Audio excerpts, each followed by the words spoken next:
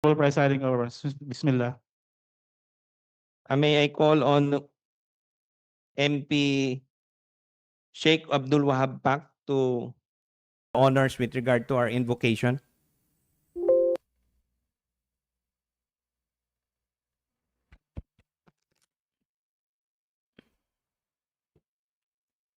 Bismillahirrahmanirrahim. Allahumma salli wa sallim ala Sayyidina Muhammad wa ala alihi wa sahbihi ajma'in. Rabbana zalamna anfusana wa illam taghfir lana wa tarhamna nakuna min khasirin. Rabbana innana sami'na munadi yunadi lil imani an aminu bi rabbikum fa amanna. Rabbana faghfir lana fa innaka antal ghafurur rahim. Warhamna fa innaka ghafurur rahim. اللهم لا تدع لنا ذنبا في هذا المقام إلا غفرته ولا مريدا إلا شفيته ولا هما ولا غما إلا فرجته ولا دينا إلا قضيته ولا حاجة من حوائجنا في هذه الحياة إلا عنتنا على قضاء رب. اللهم إنا نسألك أن تعزنا وتنصر المسلمين في كل مكان وأن تعلي بفضلك كلمة الحق والدين وأن تشمل بعنايتك وحمايتك إخوان المجاهدين في كل مكان. اللهم انصر إخوان المجاهدين في فلسطين. اللهم انصر إخوان المجاهدين في فلسطين. اللهم انصر إخوان المجاهدين في غزة. ربنا افرغ علينا صبرا وثبت أقدامنا وانصرنا على القوم الكافرين والحمد لله رب العالمين. Please remain for the Philippine National Anthem and the Bangsamoro hymn. Mga kababayan, ang pambansang awit ng Pilipinas. Kayang magiliw, telas ng sinakalan, alam ng puso, sa dikit mo'y buhay. Lupang hinirang, tuyag ka ng magiting, sa manlulupin, di ka pasisingil, sa nagatak tutok sa simoy at sa langit ng bagaw, ay hinatang tula, kawin sa pagkayang minamahal. Ang isang ng matawad mo'y tagumpay na nag-iindig, ang bituin at araw niya kailan ang may di magdidinig. Lumanang araw ng walhagin pagsinta, buhay langit sa piling mo. Ang inigaya ng pagkay mga api, ang mamatay ng dahil sa'yo.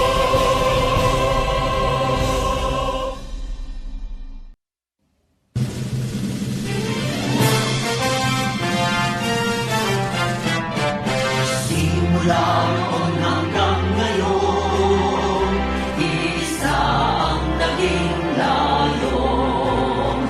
Magkaisa at magbuklod, karitingan ay marugdog.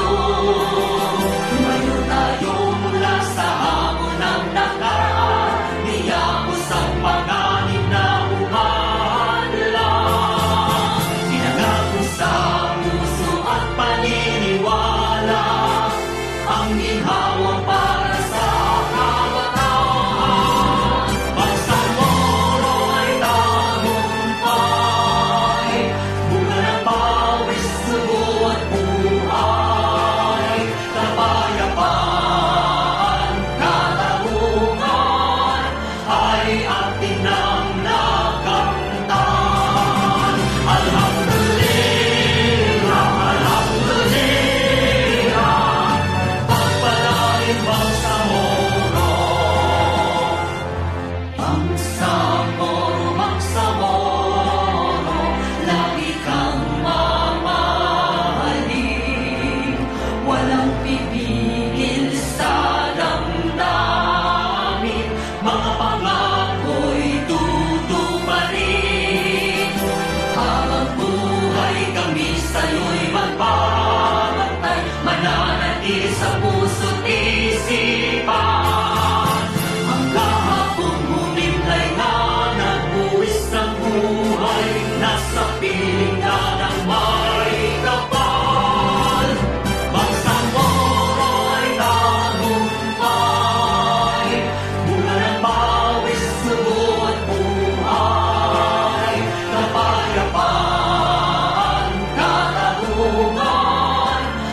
buhay atin ang nakamtan. Alhamdulillah, alhamdulillah, pagpalaing Bangsamoro. Secretariat, please call the roll.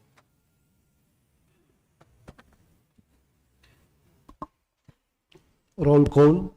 Honorable members of BTA Parliament, Abbas Sakmat, Abbas Harun, Abbas Basit, Abu Mujib, Adyong Rasdi, Alamia Laisa, Alauden Mosber, Ali Lanang Jr., Ambuluto Soharto, Ampatuan Baintan, Anayatin Susana, Antaw Muhammad Kelly, Antok Tumanda, Asarul Habir, Asnawi Dan, Balindong Ahmad Amir, Bayam Zulfikar Ali, Binitong Abdul Basid, Kandaw Ma'ruf, Kutan Otto Salem, Delanggalan Hashimi, Dumama Alba Shah Ilaiha, Ibil Muhammad Najir, Ismael Suharto, Stino Matarul, Gayak Amiruddin,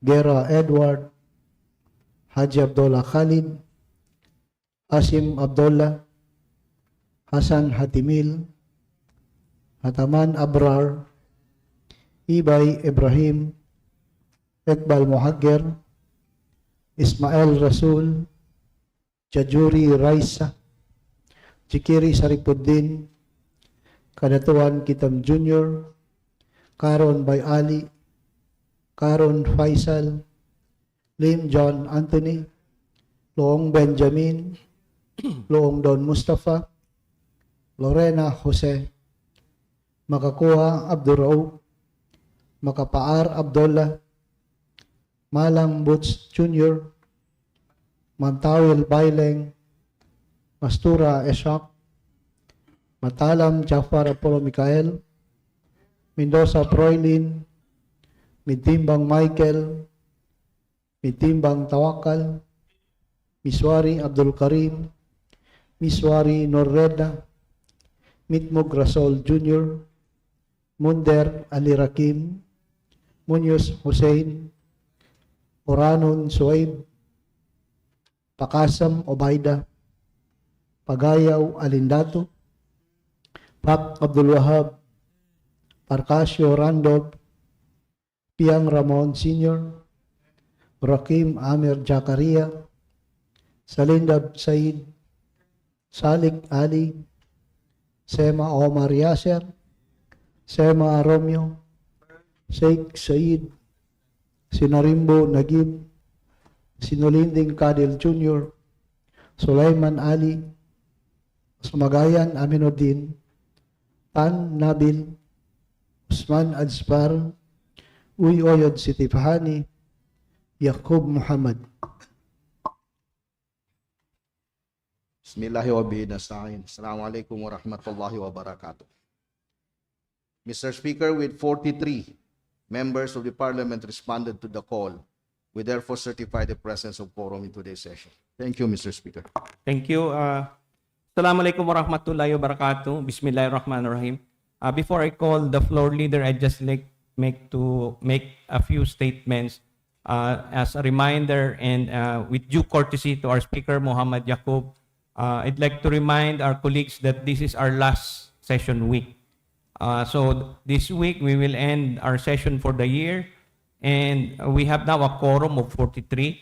I hope that this quorum will increase as we go towards our final day of session for this year, which will be on Thursday, so that we will have our annual gathering as well as photo opportunity, because this year will already pass and it will be next year already.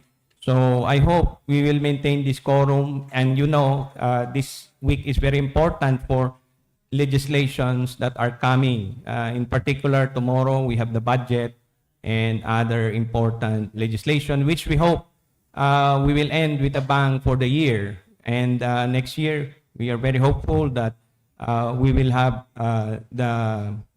the transition towards the elected parliament. So with that, Mr. Floor Leader, what is your pleasure? Thank you, Honorable Presiding Officer, and thank you for that guidance and manifestation. I believe that more members are coming, especially those from the islands. Deputy Speaker Nabil Tan and Jose Lorena will be coming, will be joining us tomorrow. But in the meantime, before I move for the approval of order of business, I moved to dispense with the full reading and thereafter approval of journal of the previous session pertaining to journal number 22, dated August 7, 2025. So moved.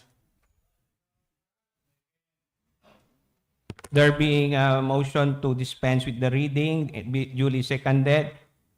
Is there any objection? Hearing none, the motion is approved.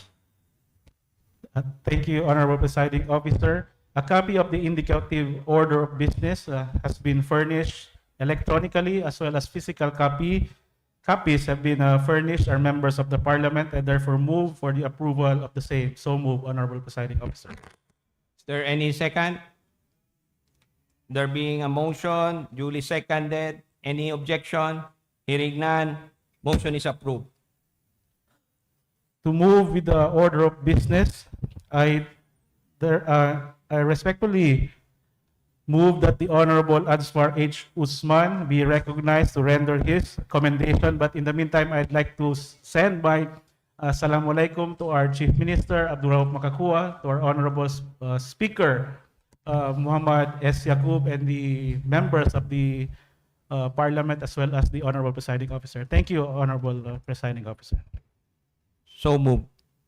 And Deputy Speaker Adspar, you are recognized. Thank you, Mr. Speaker. Thank you, Mr. Floor Leader. Bismillahirrahmanirrahim. Alhamdulillahi Rabbil Alamin.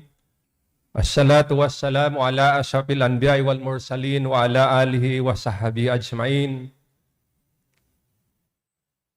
To the Honorable Chief Minister Abdul Rauf Makakua, our esteemed Parliament Speaker Muhammad Suwaib Yaqub, Mr. Presiding Officer, Deputy Speaker Attorney Ishak Mastura, distinguished colleagues in the Parliament, guests, ladies and gentlemen, Assalamu alaikum wa rahmatullahi wa barakatuh.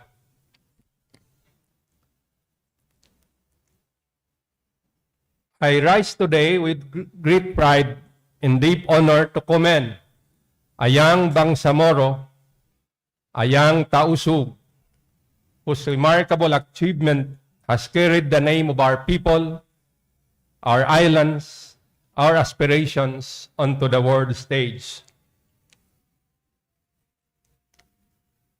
We honor Norain Unity Tiamwat Darkis, a 16-year-old Tausug swimmer from Holo Sulu and a student of Ateneo de Zamboanga University, for her historic victory in Ocean Man Open Water World Championship held in Dubai, United Arab Emirates on December 7, 2025.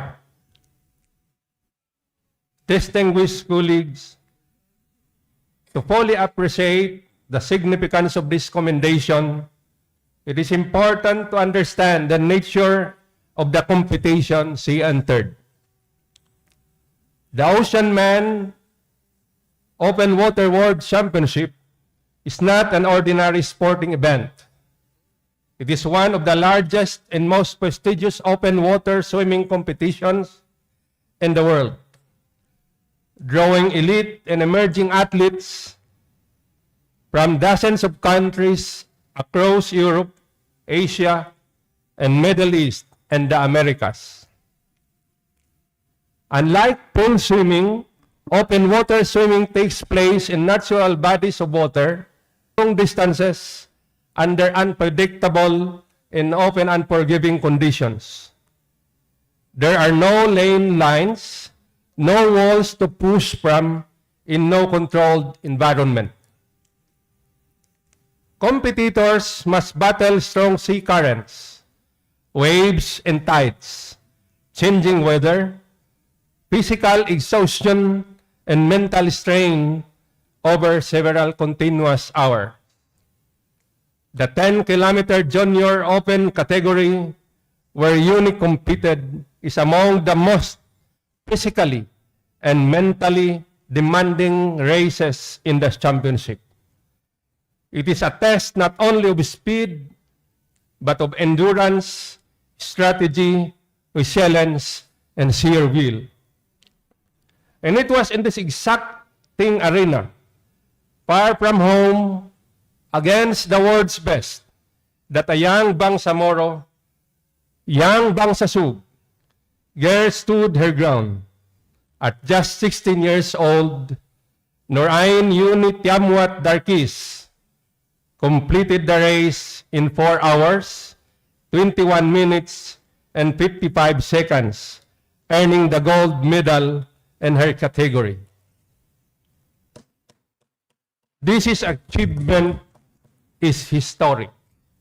This achievement is historic. She is recognized as the first Tausug athlete to qualify for and win a medal at this global competition. In doing so, she placed not only her name, but Sulu, but Bangsamoro, and the Philippines on the international sporting map. Mr. Speaker, what makes this victory even more profound is he who Yoni is and where she comes from. She is a Tausug girl, raised in a coastal community where the sea is not just a backdrop, but a way of life. For island communities in the Bangsamoro, the sea represents livelihood, survival, and identity. It is both a source of sustenance and a force to be respected.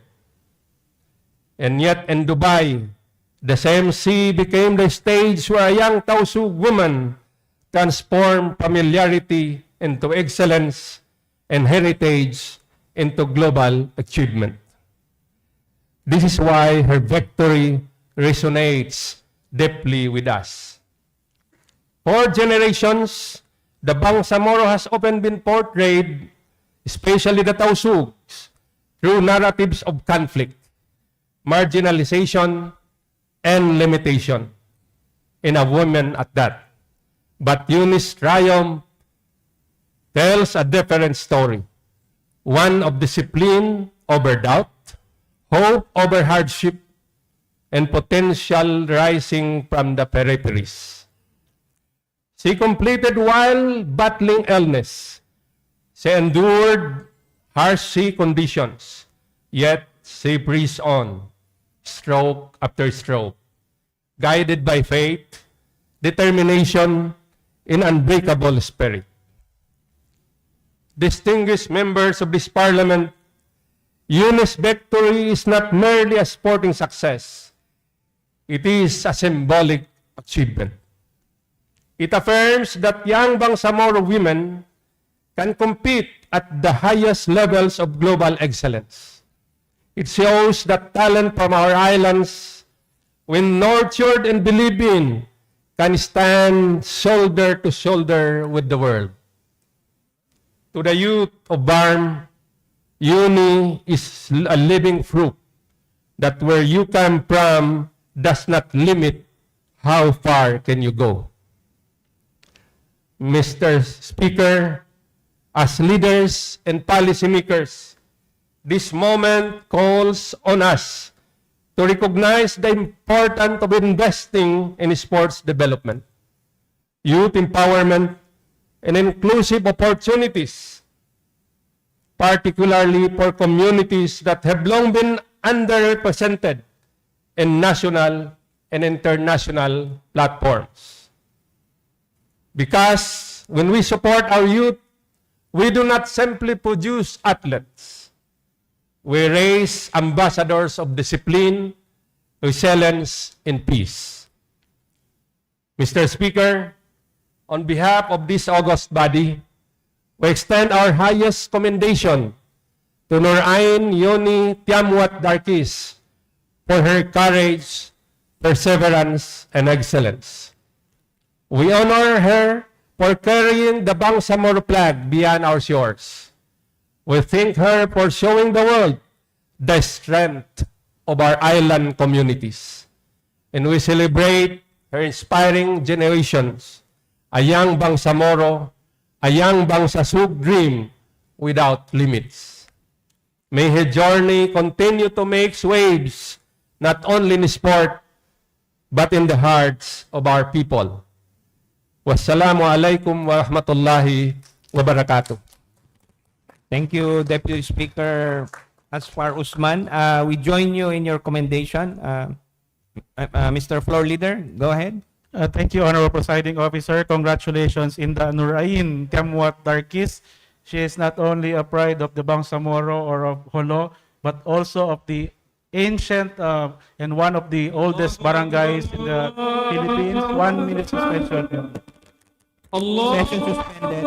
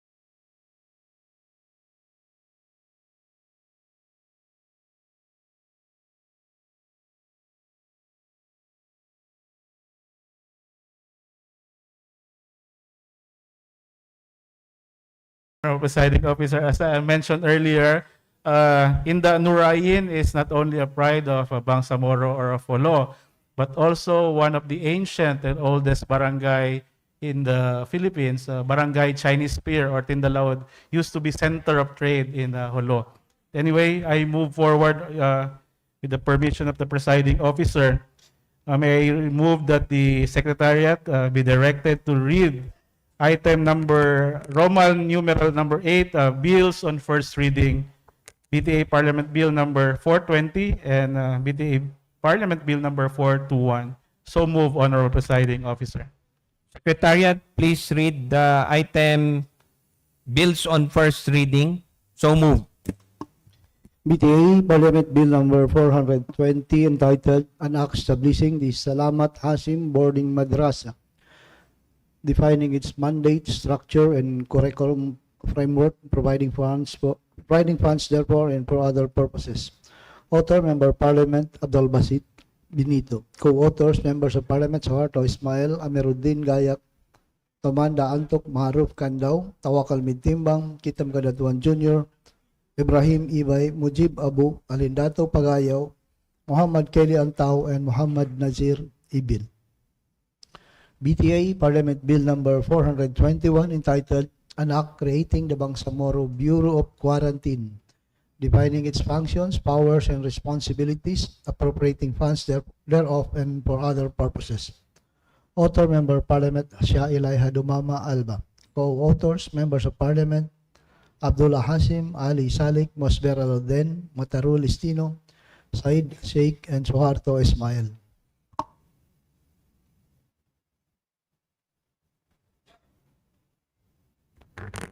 Floor leader.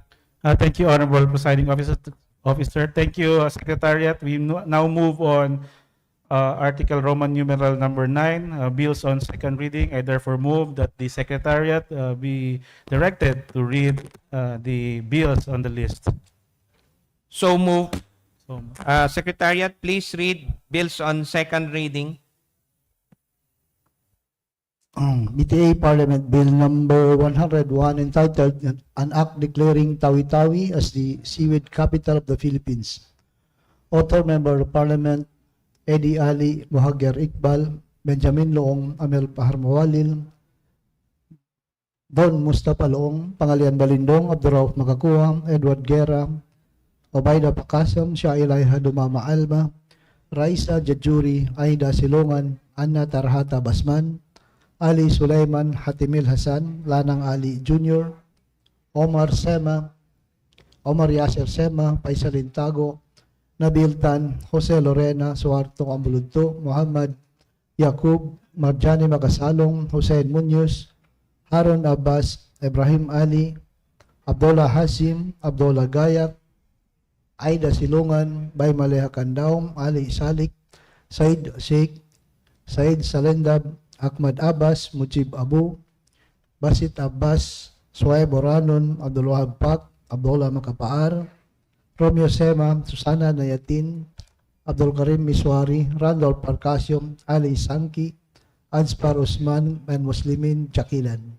Co-authors, Members of Parliament Matarul Istino, Mary Ann Arnado, Amrosi Makatanong, Baileng Mentawel, Dan Asnawi, Kadel Sinulinding Jr., Mosber Alauden, Ramon Piang Sr., Suharto Ambuludto, Tawakal Mitimbang, Nur Reda Miswari, Hasheme Dilangalen, Hamid Malik, Ali Muntaha Babaw, Abdulaziz Aminuddin, Muhammad Kelly Antao, Hatimil Hasan,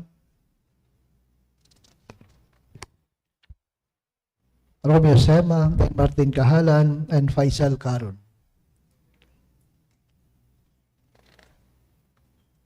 Honorable, BTA Parliament Bill number 148. Honorable Presiding Officer. Okay, so may we know? Yeah, your- Honorable Presiding Officer, one of the principal sponsors, the Honorable Deputy Speaker Don Mustafa Loong, has manifested his intent to render a sponsorship speech for this bill. So I therefore move to defer the referral of this particular bill to its committee and move to direct the Secretariat to proceed with the other items, other bills in the Roman numeral number 9, bills on second reading. So move, Honorable Presiding Officer. So move, Secretariat, please read all the bills on second reading. BTA Parliament Bill number 148 entitled An Act Creating the Barm Bajaw Development Project. Author, Member of Parliament Anspar Usman. Co-authors, Members of Parliament Faisal Karum, Hamid Malik, Ali Salik, Abdul Karim Miswari, Hatimil Hasan, Eddie Ali, Ahmad Abbas, Abdulaziz Aminuddin, Muhammad Kelly Antao, Ibrahim Ali, Harun Abbas, Randolph Parcasio, Basit Abbas, Rasul Ismail, Hasim Edilangalen, Romeo Sema, Kadil Sinulinding Jr., Dan Asnawi, Matarol Istino, Proele Mendoza, Amiruddin Gayak, Susana Neatin, Abrar Hataman, Uto Salem Kutan, Sulfikar Ali Bayam, Mosber Alauden, Tumanda Antok, and Don Mustafa Loong. Honorable Presiding Officer, at this point, may respectfully move that the Deputy Speaker Anspar Usman be recognized to render sponsorship speech for this particular measure. Mr. Floor Leader, I'd just like to clarify, our motion was your motion was to read all the bills first on second reading, then we will have the sponsorship speech.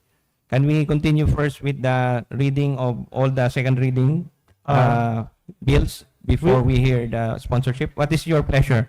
That would be also okay, Honorable Presiding Officer. Then we will allow the Secretariat to read every bills on the list. Go ahead, Mr. Secretariat. Please read first all the bills on second reading, and then we will recognize DS Alsfar Usman for his sponsorship speech for the bill on an act creating the BARM Badjao Development Project. So move.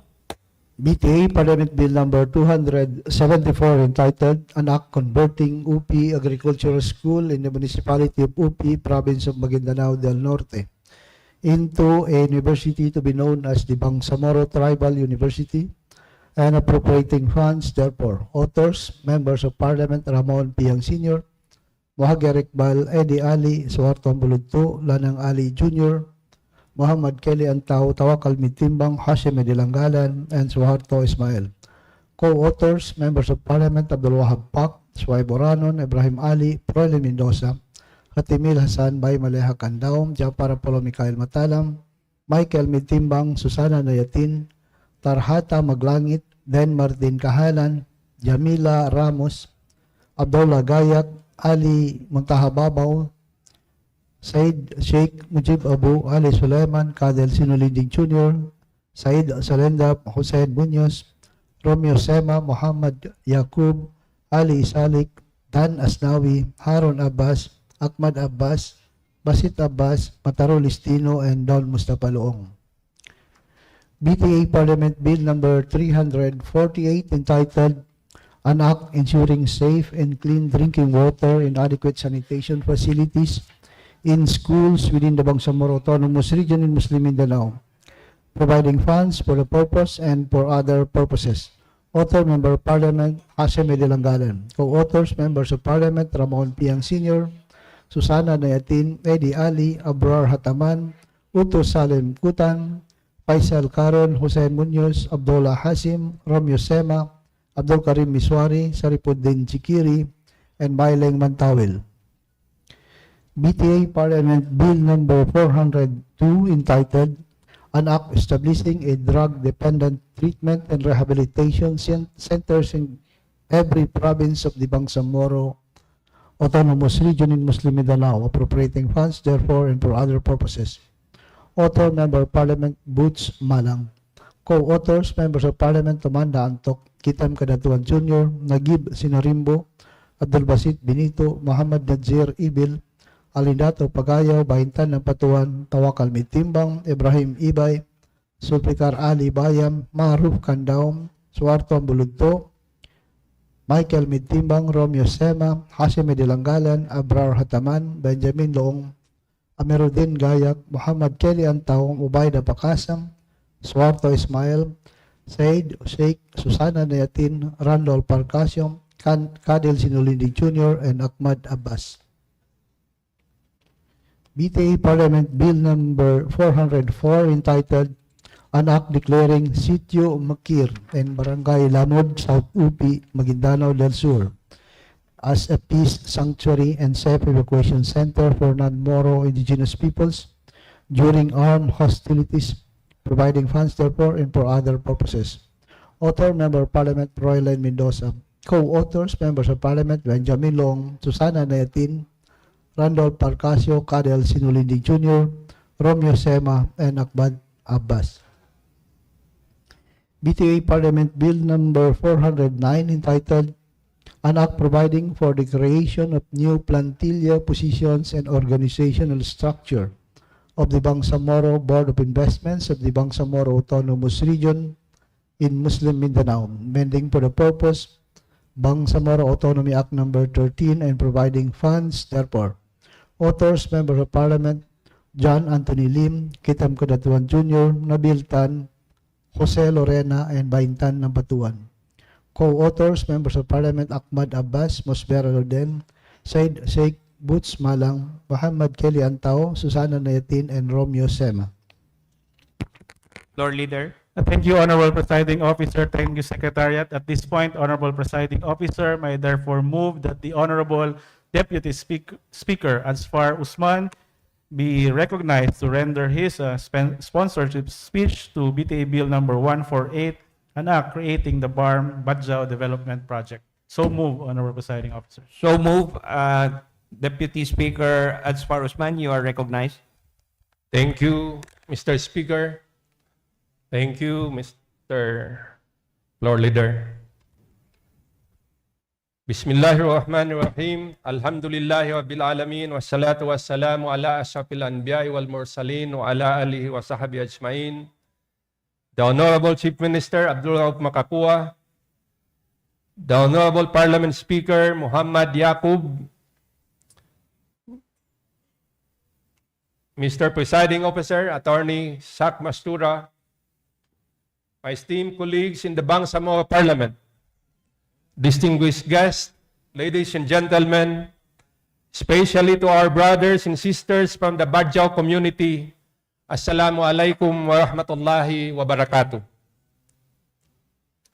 It is with profound honor and deep sense of responsibility that I rise today to sponsor a Parliament Bill number 148, otherwise known as the BARM Badjao Development Project Act. This is not merely a piece of legislation. This is a promise of recognition, of empowerment, and of justice for one of the most historically marginalized peoples of our region, the Badjao.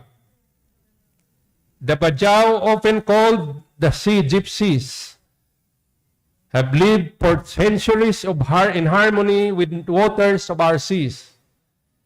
They are a people of resilience, culture, and dignity. And yet, despite their rich heritage, they have long remained at the margins, disenfranchised, displaced, and deprived of even the most basic social services. They suffer the double burden of poverty and prejudice. Without proper intervention, many have been pushed into a life of mendicancy, misunderstood by society, and alienated from the very waters that once sustained them. This measure seeks to reverse that narrative. It recognizes not only the rights of the Badjao, but also their rightful place in our shared future as Bangsamoro. Through the Badjao Development Project, we will address the different dimensions of human security that this community has long been denied: political, social, economic, and environmental. Among others, the project will guarantee the basic political and human rights, starting with birth and citizenship registration. Support their ancestral domain claims and the establishment of their own kampung, where their culture and marine ecology can thrive. Provide capacity building programs and livelihood, disaster preparedness, and skills training. Ensure access to social services, education, housing, and healthcare.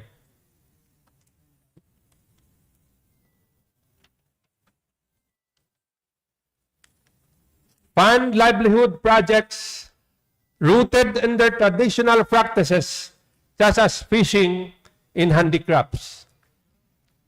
Protect their marine ecology while promoting sustainable environmental practices. And provide essential infrastructure, clean water, sanitation, and electricity. Mr. Speaker, to ensure implementation of this project, it will be created under the Office of the Chief Minister with the flexibility of being placed under the Ministry of Indigenous Peoples Affairs, but with fiscal and management autonomy. Most importantly, this office will not act alone. It will work side by side with the Bajau themselves through a project consultative body to guarantee that their voices are not just heard, but hidden. My dear colleagues, this is not charity. It is empowerment. This is not dependency. It is dignity. What we are offering is not a handout, but a hand up. By equipping the Bajau people with tools, resources, and opportunities, we ensure that they are not passive recipients of ayuda, but active participants in shaping their future. This is an investment of inclusion. This is an investment in peace. This is an investment in justice. Honorable colleagues, let us make this moment historic. Let us prove to the Bajau community that in the Bangsamoro, no one is left behind and no one is forgotten. And remember, not anyone in this parliament represent this community. Honorable colleagues, by passing this legislation, we right historical wrongs. We restore dignity. We embrace diversity. And we fulfill the promise of our government that people, regardless of culture or circumstances, have a rightful place in this region. I urge you and join me in supporting this measure for justice, for equity, for the Bajau people, and for the Bangsamoro. Wabillahi taufiq wal hidayah. Wassalamu alaikum warahmatullahi wabarakatuh. Thank you, DS Adspar Osman, a worthy bill for our poorest of the poor, the Bajau community. Floor leader, go ahead. Thank you, Honorable Presiding Officer. Thank you, Deputy Speaker Azfar Usman. At this point, I respectfully move that BTA Parliament Bill number 148, an act creating Barm Bajau Development Project, be referred to the Committee on Indigenous Peoples Affairs. So move, Honorable Presiding Officer. So move. Next order. At this point, Honorable Presiding Officer, I respectfully move that the Honorable Member of Parliament Ramon A. Piang be recognized to render his speech for Parliament Bill number 274. So moved. So move, approve.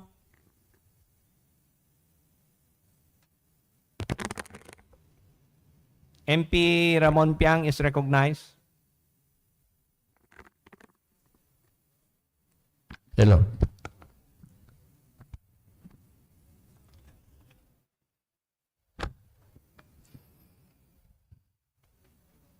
To our esteemed Chief Minister Abdul Rauf Makakwa, and of course to our Honorable Speaker of Parliament, Ms. MP Muhammad Yacob, Presiding Officer, MP Attorney Isyak Mastura, distinguished officers and members of the Bangsamoro Parliament, ladies and gentlemen, good afternoon. I rise before you this afternoon to sponsor Parliament Bill number 274, entitled An Act Converting UP Agricultural School in the Municipality of UP, Province of Maguindanao del Norte, into a tribal university to be known as the Bangsamoro Tribal University and appropriating funds therefore. This proposed measure seeks to transform the UP Agricultural School, a long-standing educational institution in the municipality of UP, into a full-fledged Bangsamoro Tribal University an institution envisioned to become a center of higher learning that is culturally grounded, socially responsive, and development-oriented. My dear colleagues, education remains one of the strongest pillars of peace, of self-governance, and sustainable development within the Bangsamoro region. The proposed Bangsamoro Tribal University will respond to the long-felt need for accessible, inclusive, and culturally sensitive higher education, particularly for indigenous peoples and other marginalized communities, not only in Maguindanao del Norte, but throughout the Bangsamoro region. However, the evolving needs of our people now demand a higher level of academic instruction, research capability, and community extension services. By converting the school into a tribal university, we elevate its capacity not only to offer degree programs in agriculture, education, environment studies, but also programs related to indigenous governance, cultural studies, and other relevant disciplines aligned with the Bangsamoro development agenda. Honorable Speaker and members of this Parliament, the establishment of the Bangsamoro Tribal University carries a deeper significance. It recognizes and affirms the identity, heritage, and knowledge systems of our indigenous peoples and communities. It institutionalizes respect for cultural diversity while promoting unity through education. This university will serve as a platform for preserving indigenous traditions, languages, and customary practices, while equipping our youth with modern skills to compete and contribute meaningfully to society. Moreover, this measure is consistent with the Bangsamoro Organic Law and as strongly mandated by the Bangsamoro Indigenous Peoples Act of 2024, which prescribed the Bangsamoro government to ensure access to quality education, protect the rights of indigenous peoples, and promote inclusive growth. It also complements our regional trusts in agricultural modernization, food security, and human capital development. The bill further provides for the appropriation of necessary funds to ensure the effective operation, administration, and gradual expansion of the university. This investment in education is an investment in peace, investment in stability, and long-term prosperity for the Bangsamoro region. Parliament Bill number 274, my dear colleagues, is not only merely about converting a school into a university, but it is also about opening doors of opportunities, empowering future generations, and strengthening the foundation of the Bangsamoro through knowledge, culture, and service. In view of the foregoing, my dear colleagues, I respectfully urge all of you and this august body to support the swift passage of Parliament Bill number 274. To everyone, maraming salamat. Piobagi Muyag Uwasalam. Thank you, MP Ramon Piang. Floor leader, please go ahead.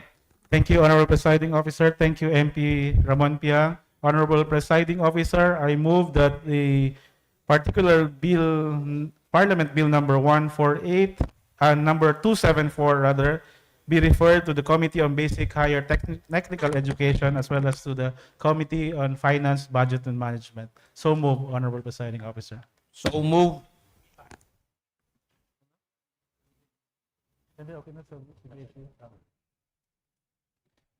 At this time, Honorable Presiding Officer, I move that the Honorable Dr. Hashemi N. Dilangalen be recognized to read his sponsorship speech for Bill number 348. So move.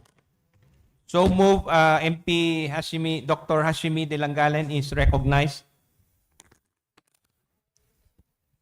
Thank you, Mr. Speaker. Thank you, Floor Leader. To our dear Chief Minister, Honorable Abdul Rauf Makakua. To our Speaker, Honorable Dr. Muhammad Yaqub, as represented by our Deputy Speaker, Attorney Datu Ishak Mastura. To our Floor Leader, Attorney Jan Antulilim. To my fellow members of this esteemed body, guests, ladies and gentlemen, Assalamu alaikum wa rahmatullahi ta'ala wa barakatuhu. A child spends roughly 6 to 8 hours a day in a school, 5 days a week. Over the course of a school year, that is a substantial portion of a child's waking life. For many students in BARM, school is where they eat, drink water, use the toilet, and spend most of their outside the home. Now, when a child gets sick, that time is immediately reduced. One episode of diarrhea or infection may mean several days of absence. When these episodes recur, which is common in environments with unsafe water and poor sanitation, the lost days accumulate. Hindi lang po isang araw na absent, it becomes a pattern. From an academic standpoint, repeated absences disrupts learning continuity. Lessons are missed, skills are not reinforced. Over time, this affects performance and increases the risk of falling behind. From a physical standpoint, repeated illness affects nutrition, energy, and growth. From a health standpoint, it increases exposure to further infection and weakens resilience. Hindi po ito speculative. The World Health Organization reports that schools with inadequate water sanitation and hygiene facilities experience higher absenteeism, with increased up to 25%, largely due to preventable water and hygiene-related illness. These findings appears consistently across low-resource and rural setting, comparable to many areas in BARM. Closer to home, the context is concerning. According to the Philippine Statistics Authority, access to improved water sources in BARM remains limited, particularly in rural areas. Only 28% of rural households and 56% of urban households in the region had access to piped water or an improved water source as of 2020. Access to basic sanitation is similarly constrained, with only about 52% of households having adequate facilities. Makikita po ang ganitong sitwasyon sa ating mga paaralan.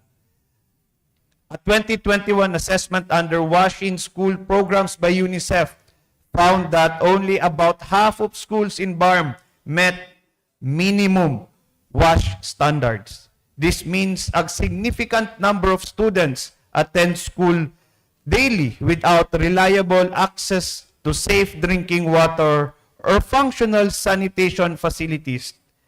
Hindi po ito isolated. Ito ang araw-araw na kondisyon ng maraming bata. The effects are not evenly distributed. Female students are affected in specific ways.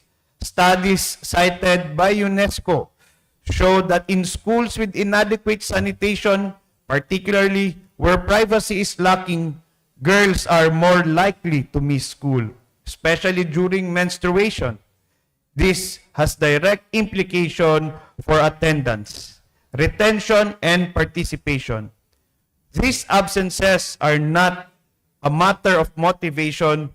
They are a response to facilities that do not meet the basic needs. This bill responds to the realities in a direct and practical way. This bill aims to strengthen and localize the WASH in schools framework for BARM. It seeks set to minimum standards for safe water supply and sanitation in schools.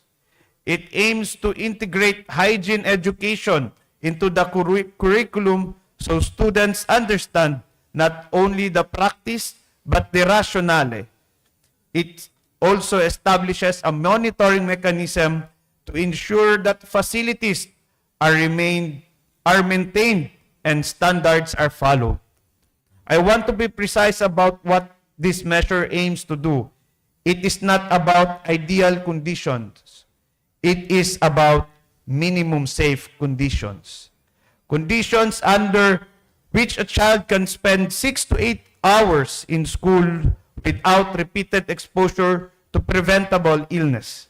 Conditions that reduce avoidable absences. Conditions that support learning by protecting health. From a medical perspective, this is prevention placed where it matters most. From educational perspective, it protects and preserves learning time. From a policy perspective, it addresses a documented gap with measurable outcomes. When children spend most of their day in school, the school environment becomes a health environment. Ensuring safe water and adequate sanitation is not an additional policy layer. It is part of education work as it should. For this reason, I respectfully ask for the support of this Parliament for the passage of this measure. Maraming salamat po. Wassalamualaikum warahmatullahi ta'ala wabarakatuh. Thank you, MP Dr. Hashimi de Langalen. Floor leader, go ahead. Thank you, Presiding Officer. Thank you, Dr. Hashimi Dilanggalan MP. I therefore move that Parliament Bill 348 be referred to the Committee on Basic Higher Technical Education as well as to the Committee on Finance Budget Management. So move, Honorable Presiding Officer. So move.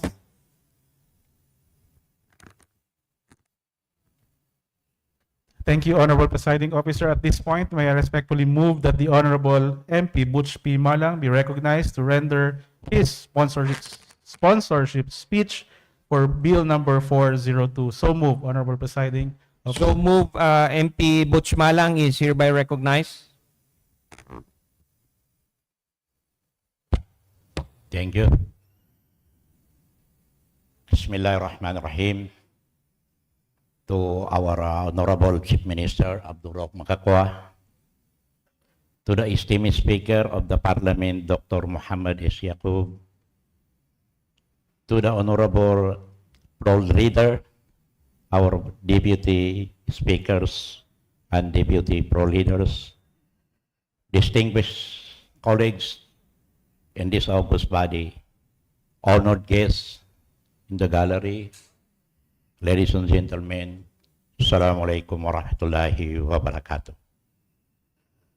I rise today to sponsor a measure of immense and moral humanitarian worth, an act establishing drug treatment and rehabilitation center in every province of the Bangsamoro Autonomous Region in Muslim Mindanao. Mr. Speaker, the use of illegal drug is not a merely criminal problem. It is a health, social, and moral crisis. Those who fall victim to addiction are not just offenders to be punished. They are our Bangsamoro brothers and sisters who have lost their way but deserve the right to stand up and rebuild their life. I speak today not only a member of the Parliament, but as a former ground commander of the More Islamic Liberation Front.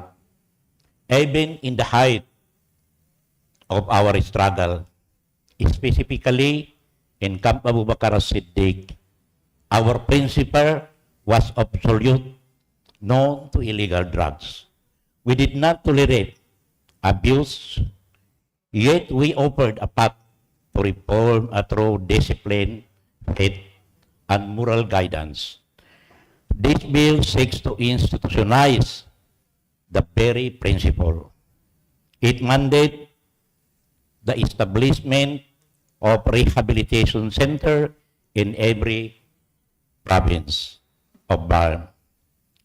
Through the coordination of the Ministry of Health, IMPOS, MSSD, and our LGU, this center will provide medical, psychological, and spiritual care to ensure holistic reintegration.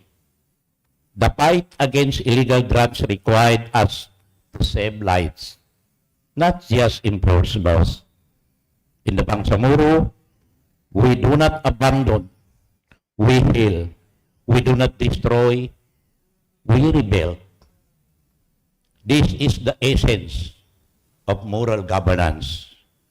I humbly request the full support of this august body. Let us prove that justice in the Bangsamoro is tempered with mercy and guided by faith. Maraming salamat. Wasupran. Assalamualaikum warahmatullahi wabarakatuh. Thank you, MP Butch Malang, floor leader. Thank you, Honorable Presiding Officer. Thank you, MP Butch Malang.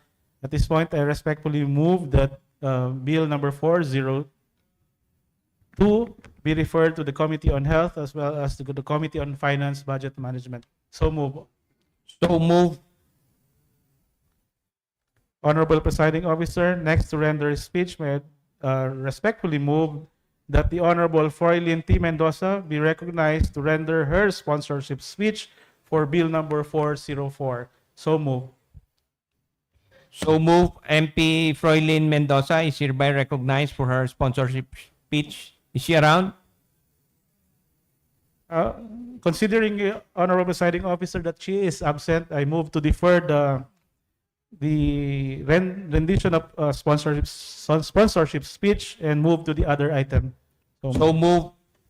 Next and final list in the second reading is BTA Bill number 409, of which I am one of the principal sponsors. I move that the explanatory note contained in the bill be considered or adopted as a sponsorship speech. So move. Thank you, Honorable Presiding Officer. I move that BTA Bill 409 be referred to the Committee on Amendments and as well as the Committee on Finance, Budget, and Management. So move.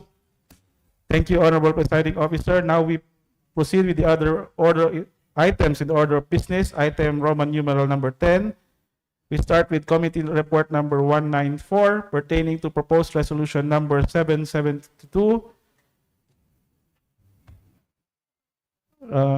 entitled respectfully urging the Bangsamoro Attorney General's Office to file the appropriate pleading before the Honorable Supreme Court. At this point, may I respectfully move that the Honorable Chairman of the Committee of Bangsamoro Justice System, the Honorable Deputy Floor Leader, Suharto Teng Ambolodo, be recognized to render the report. So move. MP Thank you. Attorney Suharto Ambulodto, our Deputy Floor Leader, is hereby recognized.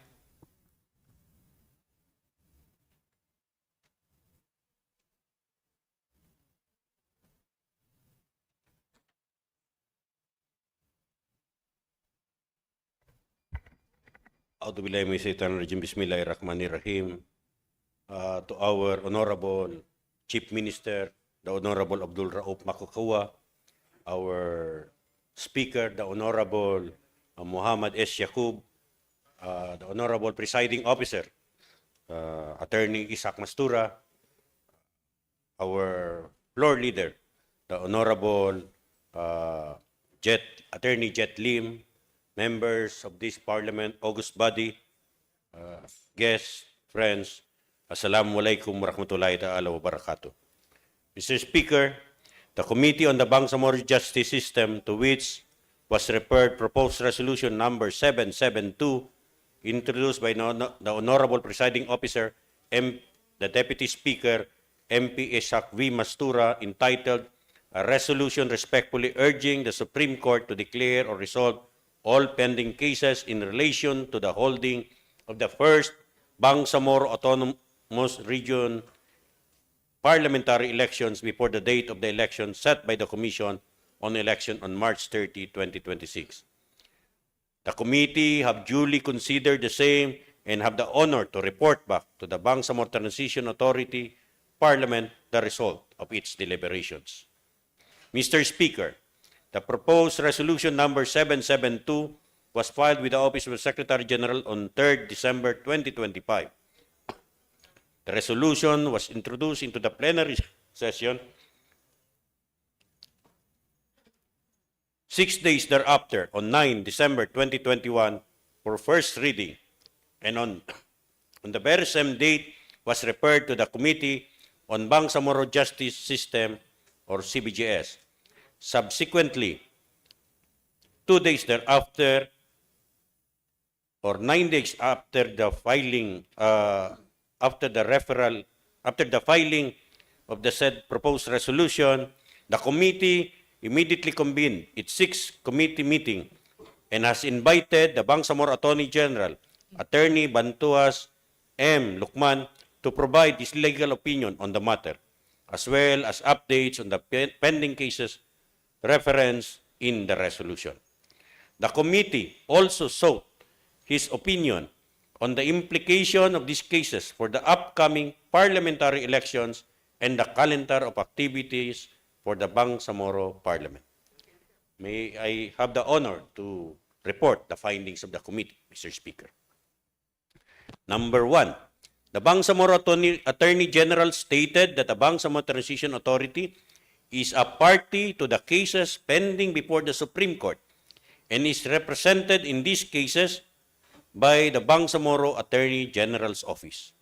While the desire to seek clarification before the 2026 Bangsamoro parliamentary elections is understandable, it was respectfully submitted that since the BTA cannot officially urge the Supreme Court in cases where it is a litigant, it must avoid any action that could be construed as pressuring the court. Judicial independence is a fundamental principle in a democratic system. As the Bangsamoro Attorney General already represents the BTA, the appropriate method is to request the Supreme Court to resolve the pending cases through a formal pleading rather than through parliamentary action. Second, the Bangsamoro Attorney General has earlier shared that they are filing a manifestation with a motion for early resolution in the case of Lanang Ali et al. Versus BTA et al. And Makapaar et al. Versus Comelec and the Bangsamoro Transition Authority. Number 3, the cases filed against the Bangsamoro Transition Authority prevented the Bangsamoro region to hold its first Bangsamoro parliamentary elections, or originally scheduled for 13 October 2025, as the Supreme Court issued a temporary restraining order and later rendered a decision canceling the election altogether due to the absence of a legal basis to conduct them. Number 4, it was also shared that the Bangsamoro districting law enacted by the Parliament was declared unconstitutional for violating the 120-day period provided under the Republic Act 8189, otherwise known as the Voter Registration Act of 1996. Fifth, the Bangsamoro Attorney General expressed concern that the districting law currently being drafted by the Parliament, if passed, may still violate the very same legal provisions and could potentially result in the suspension of the parliamentary election. Nevertheless, it was suggested that the Bangsamoro Parliament proceed with the passage of the districting law and consider setting a new date for the parliamentary election, at which point the districting law will already be deemed constitutional. We do understand that the setting of the constitution of the date for the election is a function for the Honorable Congress, the House of Representatives, and the Philippine Senate. Number 6, currently there are 2 intervening events related to the subject matter of the resolution. First, on 9 December 2025, Senator Juan Miguel Subiri filed Senate Bill number 1587 entitled An Act Resetting the First Regular Elections in the Bangsamoro Autonomous Region in Muslim Mindanao, amending for the purpose Section 13, Article 16 of Republic Act 11054 as amended, otherwise as the organic law for the Bangsamoro Autonomous Region in Muslim Mindanao. In this bill, Senator Subiri expressed that the BTA failed to enact a constitutionally compliant redistricting law within the deadlines set by the Supreme Court and subsequently missed the extended deadline imposed by the Commission on Elections on 30 November 2025.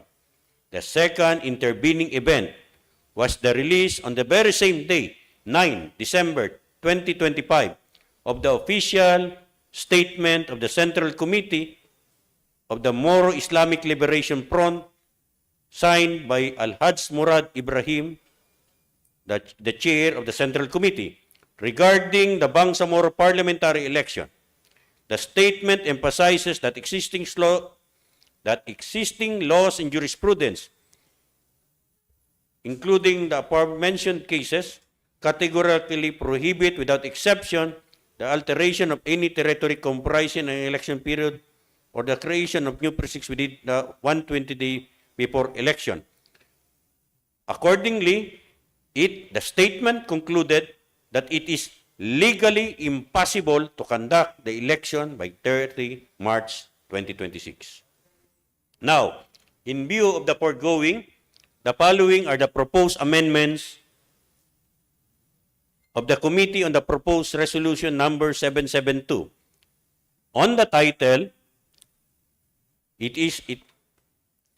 will now read, respectfully urging the Bangsamoro Attorney General's Office to file the appropriate pleading before the Honorable Supreme Court to decide and dispose of the petitions and or cases that are now pending in the Supreme Court in relation to the holding of the first BARM parliamentary elections before the March 30, 2026 date set by the COMELEC for the conduct of the said election. On the whereas clauses, there were corrections. There were some noted was a typographical error on the date of election of March 30, 2025. The proponent himself has pointed this out, so we amended it from March 30, 2025 to March 30, 2026.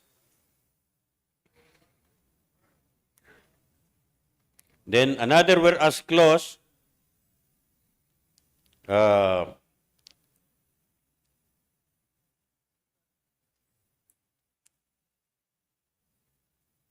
wait. Let me go through individual. Adopted without amendments with the whereas clause that the Supreme Court decision stated that the Bangsamoro shall pass a redistricting law after declaring as unconstitutional the previous districting law passed by the Transitional Authority, and thereafter in compliance with Section 5 of the Voters Registration Act, Respondent COMELEC was directed to promptly proceed with its preparations for the elections and conduct the same not later than March 31, 2026, adopted without amendments. Second, the whereas clause that to date, the Bangsamoro Transitional Authority has yet to pass a new districting law, and it proposed to finish the new districting law by the end of the year, but the COMELEC already issued a calendar of activities, including the filing of certificates of candidacy on January 5 to 9, 2026, for the conduct of election on March 30, 2026. This was adopted without amendments. Third, whereas COMELEC Chairman Attorney Garcia previously stated in September 2025 that ang COMELEC ay walang kapangyarihan mag-fix ng date ng election.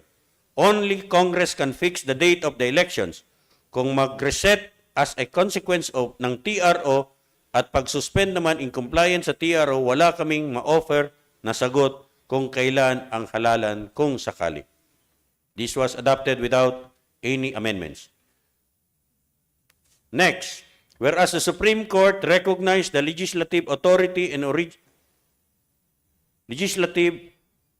original jurisdiction of Congress to reschedule the parliamentary election, wherein stated that with utmost respect, we urge the members of Congress to exercise their legislative authority and promptly enact a law that would reschedule the BARM parliamentary elections. It is apparent that the current circumstances present significant challenges to the conduct of a free, orderly, and honest, peaceful, and credible elections in the most immediate time as envisioned by the Constitution and the Bangsamoro Organic Law. A priority legislative measure adjusting the election date would ensure ample preparation by all stakeholders, safeguard the integrity of the electoral process, and uphold the Bangsamoro people's right to meaningful participation. Adopted without amendments. Next, whereas the Bangsamoro government, which is the respondent in the aforementioned cases through the Bangsamoro Attorney General's Office, filed a motion for partial reconsideration on October 21, 2025. Sorry. The Bangsamoro Attorney General's Office will be filing a manifestation with a motion for early resolution in the case of Lanang Ali et al. Versus Bangsamoro Transition Authority and Makapaar et al. Versus COMELEC and Bangsamoro Transition Authority. This is a new whereas clause and it is in line with the update from the Bangsamoro Attorney General that they will be filing the early motion in the case aforementioned very soon. Whereas the urgent need to decide or resolve the following pending cases before the Supreme Court in order to determine the legal and constitutional issues regarding the conduct of the Bangsamoro parliamentary election by March 30, 2026.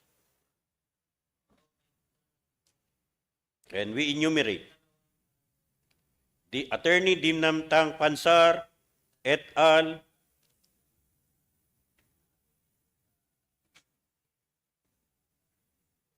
Versus the Bangsamoro Transition Authority and the Honorable Ahud Balawag Ibrahim in his capacity as Interim Chief Minister of the Bangsamoro Government, GR number 267368.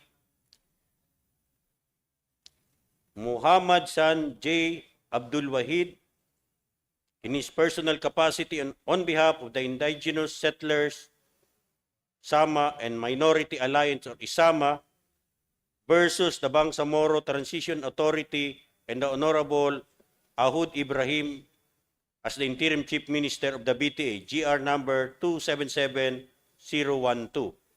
And Mustafa Cabalu, M. Cabalu versus the Office of the President, Senate of the Philippines, House of Representatives, Commission on Election and Bangsamoro Transition Authority. GR number E00158. Earlier enumerated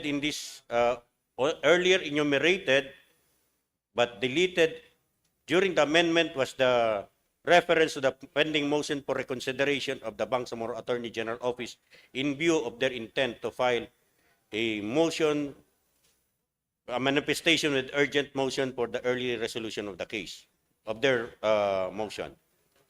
And then next, whereas the resolution of the foregoing pending cases before the Supreme Court in an expeditious manner before the March 30, 2026 date of the COMELEC for the Bangsamoro parliamentary election to be conducted will serve as a guide and set the parameters for the revision of any districting law as well as amendments and revisions of the Bangsamoro Electoral Code and for any law that may be filed by Congress for rescheduling the said elections.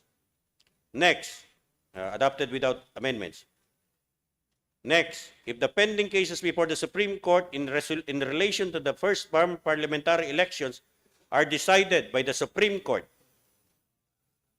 before March 30, 2026, then this will ensure that the conduct of the elections will no longer have any legal or constitutional issues that may complicate or forestall it. Adopted without amendment. Now, we have also this, whereas on December 9, 2025, the Honorable Senator Subiri filed the Senate Bill number 1587. Another whereas clause was added to provide information that Senator Subiri has filed Senate Bill number 1587. We have also added, whereas on December 9, 2025, the chairman of the Central Committee of the More Islamic Liberation Front, Al-Hajj Murad Ibrahim, stated in the MILF official statement of the Bangsamoro parliamentary elections that it is legally impossible to realize the election by 30 March 2026. We have also modified the resolve clause. Instead of urging the Supreme Court, we are now the resolution is now directed to the Bangsamoro Attorney General's Office. It reads, resolved that it is hereby resolved by the Bangsamoro Transition Authority to most respectfully urge the Bangsamoro Attorney General's Office to file the appropriate pleadings before the Honorable Supreme Court to decide and dispose of the petitions and or cases that are pending in the Supreme Court in relation to the holding of the first parliamentary elections before March 30, 2026, the date set by the COMELEC for the conduct of the said election. Resolved finally, additional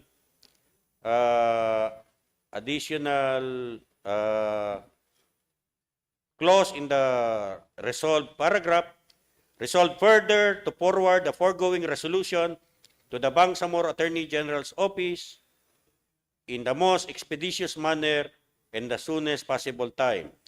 Another clause was added in the penultimate paragraph, resolved finally to forward the foregoing resolution to the House of Representatives and the Senate of the Philippines.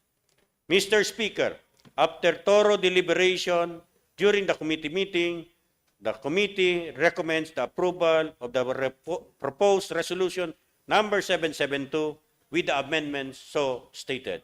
Mr. Speaker, most respectfully submitted. Floor Leader, what is your pleasure?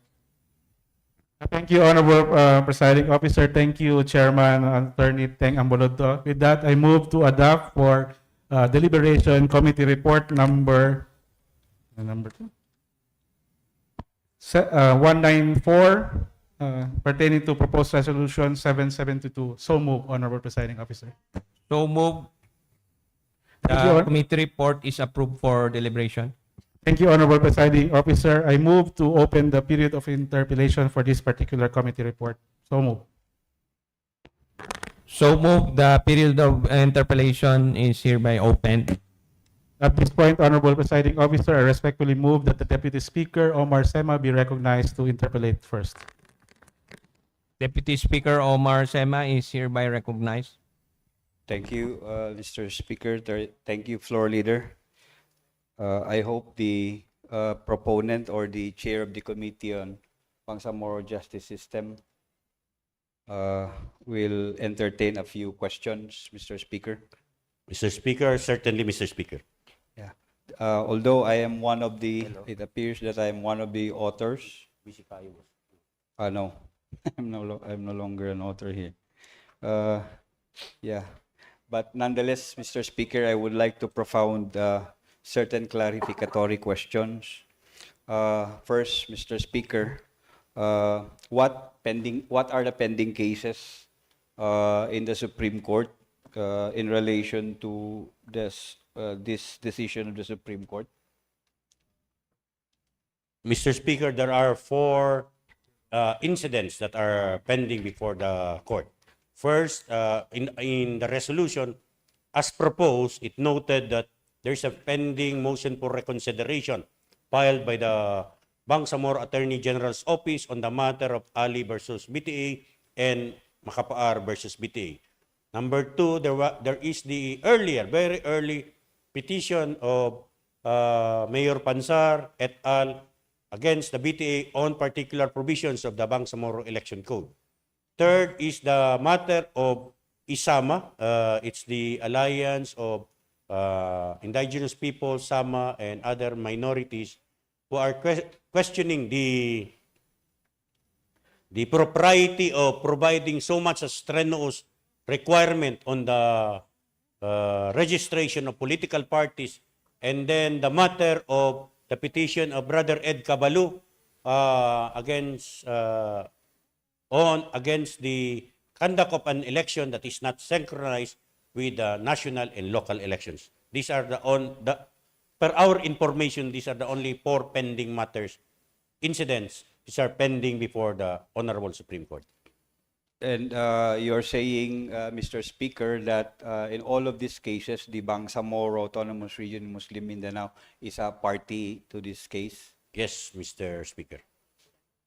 Yeah. There are certain questions that they want me to prefer, Mr. Speaker. On the average, because I know you have also appeared or you have filed a pleading before the Supreme Court in your younger years, Mr. Speaker. Do you know how much time of the average is required that such motion for reconsiderations are fully resolved by the Supreme Court? Mr. Speaker, personally, I have not appeared before the court, but there were some motions that I understand, that I know of some motions that were filed before the Supreme Court, and per my understanding, I cannot venture even to guess into an average period upon which we can expect the court to determine a particular incident that is before them.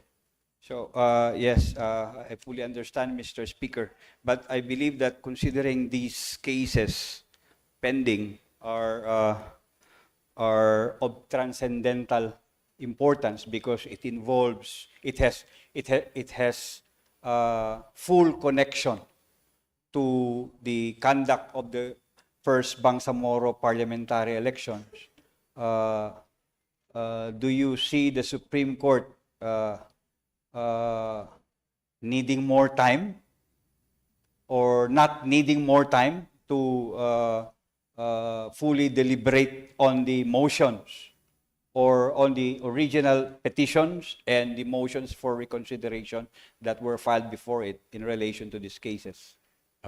Mr. Speaker, basically we cannot intrude into the pace of how the court will handle or manage those cases that are before them. We do have to understand that there should be so many of them.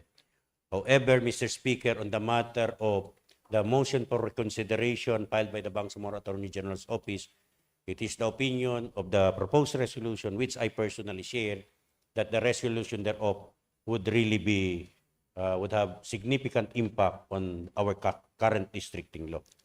You're talking about the districting law. Second, Mr. Speaker, the matter of the petition of the Honorable Mayor of Butig, Mayor Pansar, it goes directly into the heart of the Bangsamoro Election Code. And then the matter of the petition of Brother Ed Caballo, whether we should be conducting elections. So, and then third, the matter of the registration, meaning the very restrictive, the alleged very restrictive requirements that this Parliament has imposed for the registration of political parties.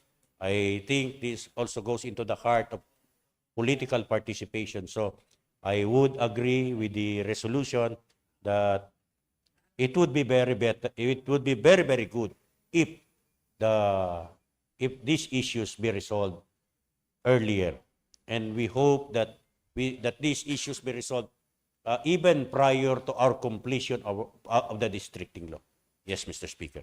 Yes, in relation to that, Mr. Speaker, because I believe we have set a timeline for the passage of our of a new districting law. So, correct me if I'm wrong, Mr. Speaker. Are you saying that we cannot proceed with the districting law without waiting? I mean, without waiting for the results or the outcomes of the motions for reconsiderations or petitions that were filed by the parties to the cases. Mr. Speaker, even prior to the resolution of the motion for reconsideration, there has already been bills that were filed and in fact been submitted for the consideration. Yes, but the question, Mr. Speaker, I'm sorry, Mr. Speaker, if I interrupted the chair of the Committee on Justice, but the point is, can you just answer yes or no? Yeah, no. If we can proceed with the districting without waiting for the results of the petitions or the motions for reconsideration? In your honest opinion. In my honest opinion, we should proceed, but with the caveat that the resolution of this case, after that we have already adopted the resolution, would again push us back to square one. Meaning, as you have said, the resolution of these cases are of transcendental significance to the business at hand. Yes, thank you, Mr. Speaker. That is only as far as the districting, our districting law is concerned. But how about those cases that target specifically the Bangsamoro Electoral Code, the processes of the Commission on Elections? Do we need the Supreme Court's decision first before we proceed with, let's say, because I believe we also have we also have amendatory bills on the Electoral Code. Yes, we have pending and actually have already been referred to the committee, but nonetheless, we have to continue what we are doing, notwithstanding. But that is as far as districting is concerned. Even on other matters, notwithstanding the filing of the bill, considering that those matters are still for the consideration of the Parliament. However, yeah. Yes, but still, we do acknowledge and share your concern that these bills will still affect the districting bill that we are doing. So, we have to continue everything that we are doing for as long as they do not violate any manifest and express injunction, particularly of the Supreme Court. Now, the court has ordered us, has advised, I do not know, maybe advise this Parliament to proceed with the redistricting law, and we are doing our utmost best to comply with such guidance from the court. Yes. Now, assuming we proceed with the districting law and we pass it, what will happen to the petitions or the motions for reconsideration? They will be rendered moot. Mr. Speaker. I may have to agree with the Deputy Speaker on that. Yes, because I think that is I think this is just my perspective. I fully agree that Mr. Speaker, correct? Do not get me wrong. I fully agree that the Attorney General should exert effort at clearing the air as far as the issues that were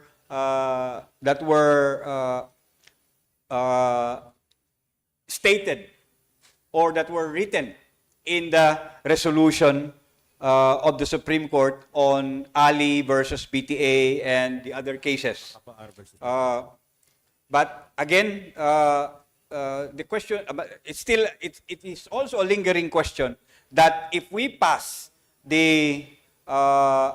it's also a lingering reality that if we pass the districting law, the petitions or the motions will become moot and academic, especially there is now a pending case on the Bangsamoro Electoral Code.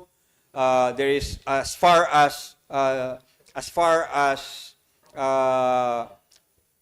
expanding or opening up the participation of political parties, like reducing the threshold for the threshold, the number of party memberships, etc., etc. These, if we touch this on a pending bill, if we pass these pending bills, that probably yung the nota, then chances are all of these motions and petitions will become moot and academic. I think the only thing that will really be adversely affected would be the motion for reconsideration of our Attorney General. Mr. Proponent, I'd just like to interject, just to be clearer on the question of DS Omar Sema. Do you think it precludes the Parliament from proceeding with passage of amendatory laws on the Bangsamoro Electoral Code with regard to the pending cases in the Supreme Court? No, Mr. Speaker, unless it directly amends the matters that are questioned by the petitioners in the matter of, for instance, Pansar and the matter of Isama. So you are of the considered opinion that there is nothing preventing the Bangsamoro Transition Authority Parliament to pass legislation that would correct or address the very issues before the Supreme Court in those pending cases? In the matter, Mr. Speaker, of the reduction of the threshold, then on the registration, threshold on registration, then that will render favorably to the Isama petition, moot that petition, but still in their favor. On the matter of none of the above both, basically it affects none of the petitions. So basically they can continue, Mr. Speaker. Yes, just also for the clarification of everybody and the plenary, there are cases in the Supreme Court where although it has been rendered moot by circumstance, for example, the BSKE, the Barangay and Sangguniang Kabataan elections was rendered moot when the elections were already held, even though there was a petition questioning the postponement of the Barangay and Sangguniang Kabataan elections. Nevertheless, the Supreme Court rendered its judgment on the law that postponed the election. So, just for the information, elucidation of the Parliament, that these are two separate matters with regard to the authority of the judiciary and the authority of the legislative in terms of their mandate. Yes, we fully agree, Mr. Speaker, that it is well within the powers of the Supreme Court to settle actual disputes involving rights that may be enforceable, no? No one can stop them from exercises their power of judicial review as far as the Supreme Court is concerned. But nonetheless, I believe this representation, Mr. Speaker, only wants to be clarified and probably clear the air, not only for the members of the Parliament, but also for the constituency of the Bangsamoro, as far as our efforts at preparing the region for the first Bangsamoro parliamentary elections is concerned. And my final question, Mr. Speaker, is will this resolution not appear as pressuring the Supreme Court in coming up with a decision on the cases that are pending before the court, Mr. Speaker? Mr. Speaker, we earnestly hope that they do not take it to be us pressuring them, but in fact, we are very humbly, most humbly, seeking their guidance through the resolution of these petitions and actions, Mr. Speaker. I earnestly hope that they don't. Yeah, Mr. Speaker, if that is the case, I think, Mr. Speaker, even the title of these resolutions, the word of the proponent should appear here, that the Parliament is earnestly asking the courts to decide on the petitions through a proper pleading by the Bangsamoro Attorney General's office. Exactly, along the line of your, along the wisdom of the Deputy Speaker, that we retune the title of the petition to be very, very honest, that we are simply, we are not into the business of pressuring them or asking them how to proceed with their own business, but we are simply asking our Attorney General, if we are simply urging our Attorney General to please file the appropriate pleadings, considering that actions usually are made on the basis of the incidents that are pending before them. So the matter of the Pansar petition, the Isama petition, and the have been there for quite some time, and maybe through the action of our Attorney General in the Bangsamoro Autonomous Region, this matter can be addressed by the court. But in no way are we manifesting or communicating that we are telling them how to do their business. Mr. Yes, Speaker. as presiding officer, I was there when the Attorney General said that it's more appropriate for him to be the one addressed by the resolution because that will allow him to file the necessary pleading. So this was very thoroughly discussed with the Attorney General, and the Attorney General agreed to file the necessary pleading because he said we are represented by counsel, and that's the Attorney General. So in this manner, we are not directly addressing the court. It will be through our counsel. So there is no more any danger of us stepping on the toes of the judiciary because our counsel will be the one to speak for us. And on the other hand, for our counsel, the Attorney General, he will have a reason to file the necessary pleading before the Supreme Court. Because as you know, you need some trigger to file a pleading because not all pleadings are entertained by the court.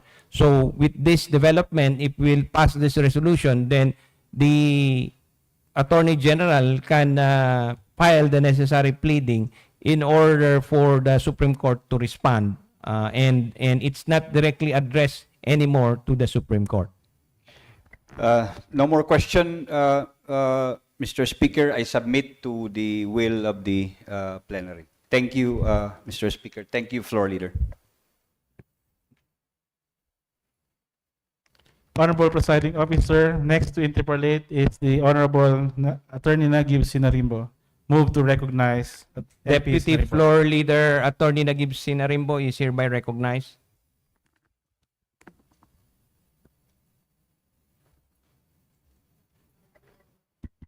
to our questions. Thank you, Floor Leader. Thank you very much, Presiding Officer, and good afternoon to the newly promoted Deputy Floor Leader.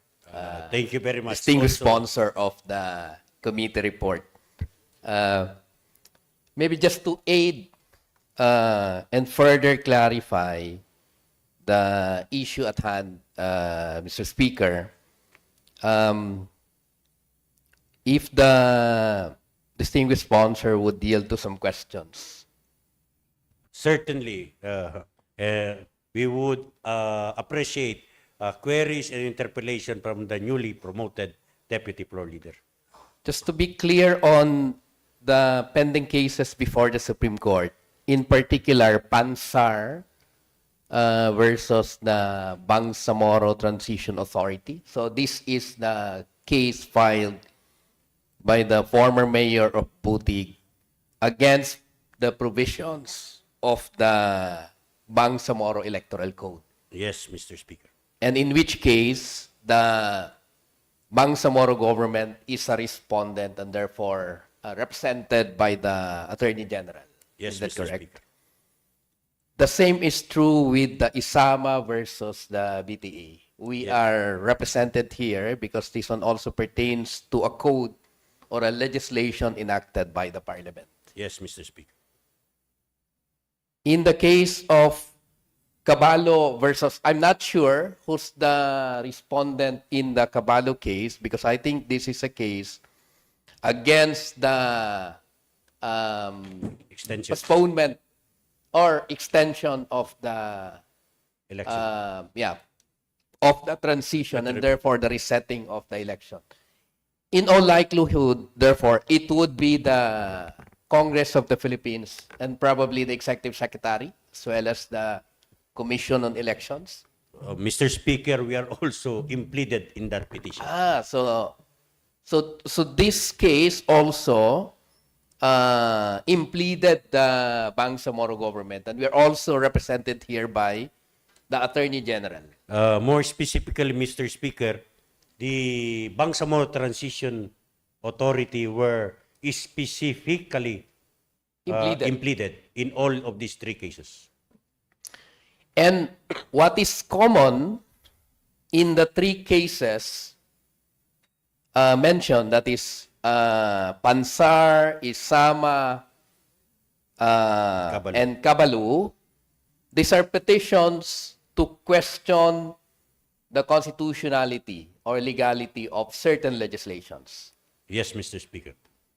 And under our jurisdiction, the laws enacted by the Parliament or even that of Congress enjoys the presumption of constitutionality.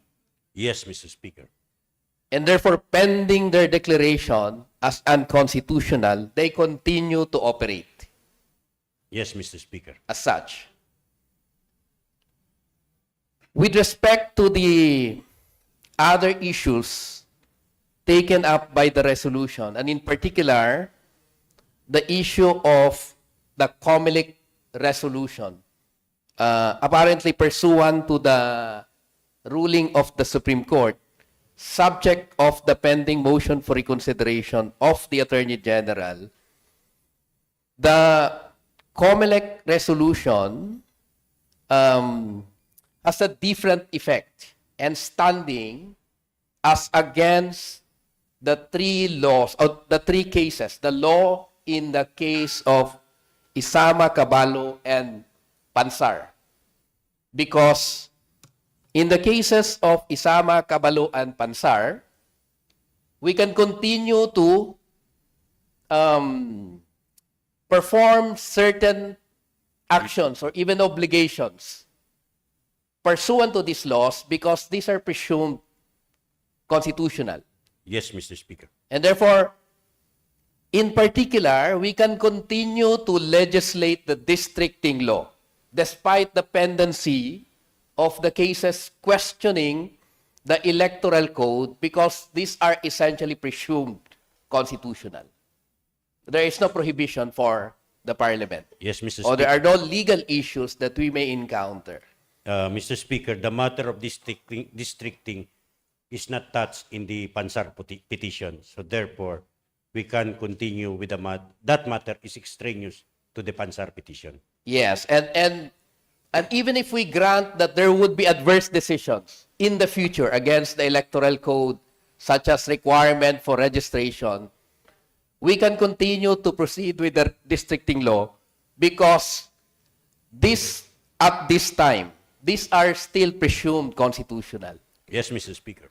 We agree, Mr. But the matter is different with respect to the effect of a districting law in relation to the motion for reconsideration of the Attorney General. Because as correctly pointed out by the Deputy Speaker, it has a different effect. One effect would really be to render moot and academic the motion for reconsideration. Or in effect, the action of the Parliament in respect to the districting would impact directly the motion for reconsideration filed by our government before the Supreme Court. Would that be a correct assessment? Yes, Mr. Speaker, and I may also invite your attention to the wisdom of the presiding officer, the Deputy Speaker, that there are also instances when the court decides even when there's a matter of mootness. And the problem in that instance, Mr. Speaker, is that suppose it grants the reconsideration and we already have a new districting law, then it further complicates the situation. Yes, Mr. Speaker. So we will have a legal issue again with respect to a situation where you have the Supreme Court, for instance, affirming the constitutionality of BAA 77, when we would have completed and passed a new districting law. Which law would then prevail? Yes, Mr. Speaker, in the realm of possibilities, that's a major, the possibility remains, Mr. Speaker. So there will be some complications as to how to proceed with that, considering that the situation has radically changed. We do understand, we see the point of the the Deputy Floor Leader. And in fact, cases may even be filed, such as a declaratory relief against or before the Supreme Court to ask the Supreme Court which law we should follow in the districting or in the elections for the districts. Most probably, Mr. Speaker, that would be a recourse available to the Commission on Elections in the implementation or in the preparation for the conduct of election. Yes, Mr. Speaker. Which would further delay the holding of an election. Which will delay and complicate the matters. The same is the impact of the resolution now issued by the Commission on Elections, which sets the date for the elections on March 30, 2026, and the calendar of activities for the same. Yes, Mr. Speaker, and we note, as pointed out by the chairman of the More Islamic Liberation Front, na considering jurisprudence and the matter of the Voters Registration Act, for instance, some people are already opining that we are already within the 120-day period, which is one of the basis for striking down Bangsamoro Autonomy Act number 77. So it is clear that if we count the days before the 30 March 2026 elections, we are now well within the prohibited period of altering boundaries of precincts. Every day, Mr. Speaker, after November 30, 2025, is one more day within the 120-day period. And the impact, as well as the circumstances surrounding the actions of the Parliament with respect to districting vis-a-vis the COMELEC resolution that sets the period is different from that of the laws that are now being questioned before the Supreme Court? The circumstances are different. Well, yes, the circumstances are different, but if we look into the matter of the Kabalu petition, it may not affect our districting legislation. However, it will significantly affect the date of setting the election. On the matter of the participation of political parties, if the Supreme Court finds that we have unnecessarily imposed a highly restrictive requirements, then it would open perhaps question on equal protection.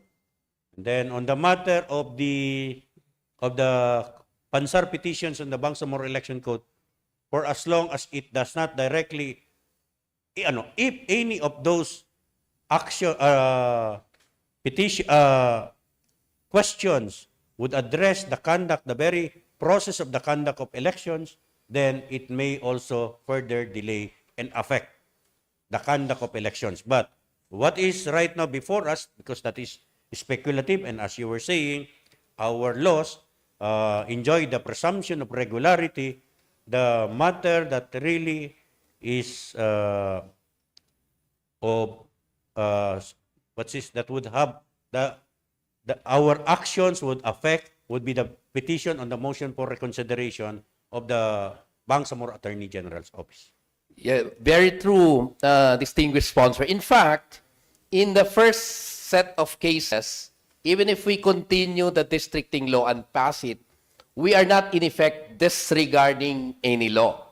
So such as the electoral code. We are not. We are not. We are in fact pursuing the districting without disregarding the provisions of the electoral code. We are not. But in the case of the Parliament proceeding with the districting law,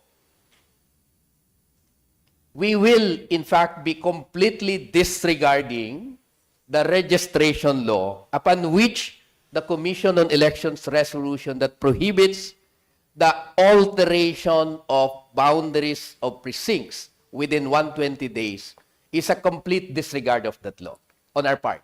Yes, Mr. Speaker, and in disregarding such proscription, we are already we are already within the proscription of the Supreme Court when it declared BA 77 unconstitutional for having been enacted within the same prohibited period. And if we persist on enacting a law within the 120-day period, which is prohibited for altering the precincts, we would most likely enact a law which would again be struck down because we violated the prohibition of 120 days alteration of precincts. Yes, Mr. Speaker, that would be the sense. That is why if yes, that would be the sense, Mr. Speaker. Would we be excused by saying we wanted really to have an elections by next year, at least March 30, 2026, and therefore we are insisting we pass the districting law? We are currently proceeding with our districting legislation because one, we are mandated by law, and also the Supreme Court has also issued such guidance. However, Mr. Speaker, the Supreme Court has also been very, very clear in the matter of BA 77 that if you legislate the districting law within the 120-day period prescribed, then we are courting another determination that our legislation is unconstitutional. Thank you very much, distinguished sponsor. That would be all for this representation, Mr. Speaker, presiding officer. Thank you very much. Before you proceed, Mr. Floor Leader, there is some issue with regard to the motion for reconsideration. Since it's a partial motion for consideration, to your knowledge, based on the testimony of the Bangsamoro Attorney General, did he question the issue on the 120-day period that we should not pass any districting law? Because that will be very material, because if there's no question to that, the decision of the Supreme Court for the motion for partial reconsideration will become final, even without the resolution of the motion for reconsideration. That will be the parameter, the 120-day period, the Voters Registration Act. Mr. Speaker, we have not inquired that matter when the committee was asking for the opinion of the Bangsamoro Attorney General's office. In that case, let me supply that lack of information, because I myself have read the motion for reconsideration of the motion for partial reconsideration of the Attorney General. And what I read there is he no longer question that part of the decision. The decision said that we should not pass the districting law within the 120-day before elections or the election period. And that means that without that being touched by the motion for reconsideration, it is as if it is already in effect, and that we will be violating the Voters Registration Act because that part of the decision of the Supreme Court will no longer be touched. Let me just proceed on you were stating, Mr. Proponent, that there was an opinion by the Bago with regard to what Attorney Nagib Sinarimbo, MP Attorney Nagib Sinarimbo raised. So it is of the same line, and the line of the Attorney General is we will be in that period where we will be violating the Voters Registration Act. So the further clarificatory question would be, has he reduced it into writing, this opinion? And if so, did we require him to reduce it into writing? And when can we get a copy, if ever he reduced it into writing? Mr. Speaker, we were hoping that forthwith he would issue the opinion. We were hoping that he could have sent it today before we discuss this. So there is an opinion that will be forthcoming, written legal opinion that will be forthcoming with regard to this issue. Yes, Mr. Speaker. Thank you very much for that. So, lastly, Mr. Speaker, it would really help if we have the opinion of the Attorney General in writing, so that we could further enrich our resolution and at least make reference to the opinion of our Attorney General. yes, that would be very well taken, so that we have actually a document in our possession that would guide the Parliament with regard to the passage of the districting law. So lastly, did not the decision of the Supreme Court provide that it is only after the districting law is passed before the COMELEC can conduct elections? Was there any attempt on the part of the Bangsamoro government or the Attorney General to clarify this with the COMELEC? Because if I remember, the decision said the COMELEC will act thereafter. That meaning after the passage of the districting law, that's when they will act to conduct the election. So was there any communication on our part, the Bangsamoro government, or the Attorney General, our counsel, to clarify this matter? Mr. Speaker, whether in the conversation during the committee meeting and from open sources from media, we have not heard or gathered any such information, Mr. Speaker, on the matter of the 120-day period. So in other words, Mr. Proponent, the resolution of the COMELEC stands as of now. It is in effect into your knowledge. Yes, Mr. Speaker, there will be filing of candidacy on January 5 to 9, Mr. Speaker.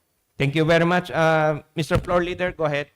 Thank you, Honorable Presiding Officer. There being no other interpolator, I move that the period of interpolation be terminated. So move. So move. At this juncture, there being no MP who has manifested their intent to make an amendment to the proposed resolution, I move to dispense with the period of amendment. So move. So move. Mr. Speaker, Mr. Speaker, we still do not have the legal opinion of the Bago reduced in writing, which may enrich or even trigger some further interpellation or amendment, even amendments from the committee itself, when we already have that, Mr. Speaker. We already ended the period of interpellation, so we're now in the period to amend. Okay. No, we submit, Mr. Speaker.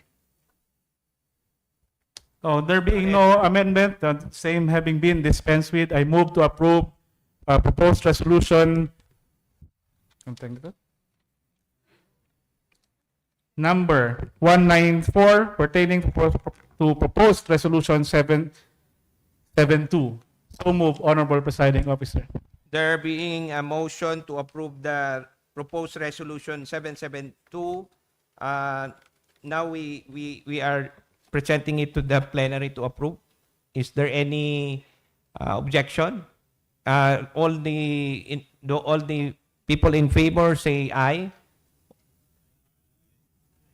All those not in favor say nay. Hearing none, the ayes have it.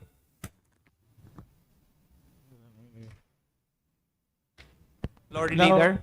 Thank you, Honorable Presiding Officer. We move now to the other item of business pertaining to unfinished business.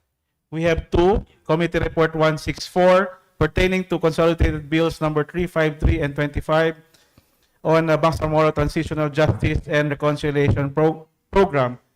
At this point, I would like to inform the Honorable Presiding Officer that the Secretariat is making a matrix of proposed amendments. So I therefore move to defer discussion or further deliberation on this particular committee report. So move. Lord Leader, so we are not going to tackle the period of amendment for this bill today. So please go ahead. Precisely, Honorable Presiding Officer, there are already two MPs who submitted their proposed amendments. The Secretariat is now in the process of consolidating. So when we do tackle this bill, it will be clear for everyone. So we now proceed with the committee report number 175 pertaining to BTA Bill number 286 for the continuation of period of interpellation. At this point, may I respectfully move that the Honorable Minister Bides Pakasem as well as the Honorable Chairman Al-Akhirah Munder, Chairman of the Committee on Ways and Means, be recognized. MP Attorney Rakim Mundir is hereby recognized.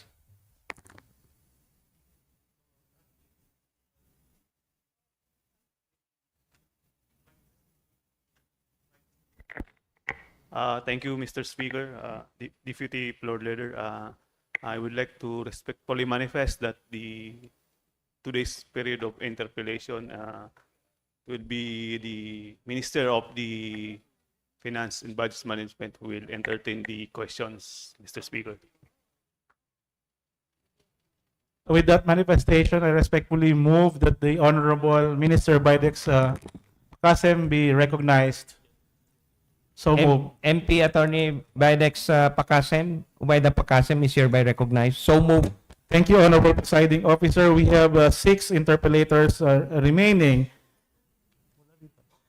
At this point, I respectfully move that the Honorable MP Nagib Sinarimo be recognized. The 4 interpellators are not here. So after MP Sinarimo is Deputy Speaker Sumagayon. So the order of interpellators is MP Ubayda Pakasem, afterwards MP Attorney Nagib Sinarimbo, then we will end and defer it to another date when the interpollators are present. Is that the pleasure of the floor leader? To be clear, MP Bides Bacasem is not an interpolator. He will be The defender. yeah, the proponent. The proponent. Yes, The proponent. the So- list of interpolators per our previous session are as follows in the following order: MP Parcaccio, MP Rakim, MP Loong, Don Mustafa Loong, MP Baintan Ampatuan, MP Sinarimbo, MP Sumagayon, in that particular order. But since only MP Sinarimbo is here, So it's only MP Sinarimbo who will interpolate, and after that, floor leader, we will adjourn or suspend the session. we will suspend, Honorable Presiding Officer, to allow the other MPs who are not here to interpolate as well in this very, very important piece of legislation. Yes. I understand. I myself am going to interpolate. So thank you very much for the consideration. So in this case, is MP Attorney Nagib Sinarimbo prepared to make his interpolation today, or will he also avail of time to be together with the other interpolators? Honorable Presiding Officer, if I may, there are I received manifestations from our fellow members of Parliament. They would wish full hours of interpolation. So I think we need one afternoon full session to allow them to interpolate. With that, similar to Committee Report number 164, I am compelled to move to defer further deliberation on Committee Report number 75 to some other date. So move. Is there any objection? Hearing none, approved. Honorable Presiding Officer, there being no other matter remaining, I move to suspend today's session until tomorrow afternoon, same time, same venue. Shukran. So move. The session is suspended until tomorrow 2 p.m. Thank you, Honorable Presiding Officer.